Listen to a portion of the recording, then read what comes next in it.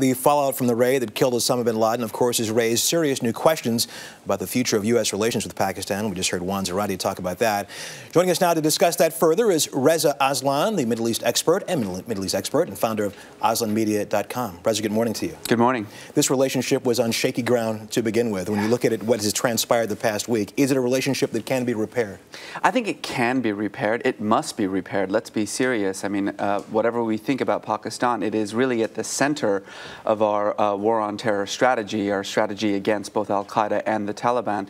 And I think that there is some reason to believe that perhaps with the death of bin Laden, that there is an opportunity now to purge the military and Pakistani intelligence of those problematic elements and reframe this relationship. Let's hope so for the sake of both countries. The U.S. gives $1.5 billion a year to Pakistan in aid, and there are many people inside and outside the government who believe that the Pakistani government knew where bin Laden was. I mean, is there a simple answer to this question? Can we trust Pakistan at this point?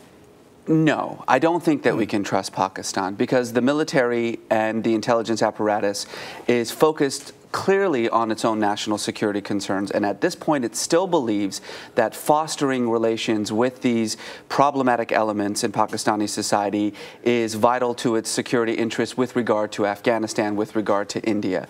But I do think that there is an opportunity now to perhaps shift that concern on their side. But we're going to have to deal with Pakistan on a more organic basis. This $1.5 billion, we have to remember, without this money, the Pakistani economy would very likely collapse. There were anti-American protests on Friday in Pakistan. The Pakistani government is warning the U.S. if you try one of these raids again, there'll be severe consequences.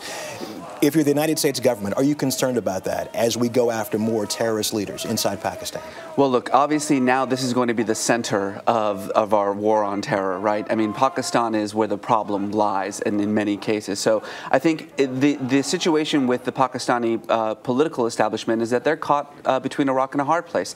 They need the United States' help in fighting the Taliban because the Taliban is as much a threat to their stability as it is to the United States. And we know from the WikiLeaks documents that they're very adept at speaking with both sides of their mouths on this, to say to the public that they're against the drone attacks, but yet they are working with the United States intelligence to facilitate those attacks. I think that you're talking about a country that is dealing with ethnic and political tensions. It's got a food crisis right now. It's still reeling from the floods. So the real issue here isn't so much about American relationship with Pakistan. It's about whether Pakistan itself can survive. Got about 30 seconds left. So you say we've got to repair this relationship, but you can't trust Pakistan. As far as a timetable is concerned, should this be done? Something be done sooner than later? I think the politicians in the United States want an answer. I think the American public wants an answer. But President Obama is right to go very slowly. This is a fraught relationship. It's been a fraught relationship for a while, as you say, but it's an important one, and it must be preserved. Okay. Reza Aslan, as always, thanks for your insight. Thank you, Russ. Thanks a lot.